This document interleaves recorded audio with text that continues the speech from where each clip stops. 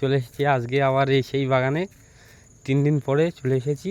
তো আমার বড় ভাই গাছ কাটছে, আমার বড় ভাই যেহেতু গাছে উঠেছে, দেখি আমার বড় ভাইকে জিজ্ঞেস করে রস হয় কি না, কি পাতা হবে কি না। তো বড় ভাই রস আজকে পাতা হবে মনে হচ্ছে গাছ গোটা দশেক হবে ভাইজান।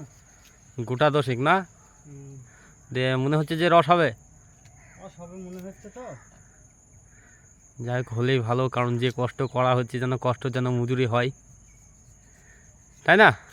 হ্যাঁ, ওপর ভালো দিলে হবে।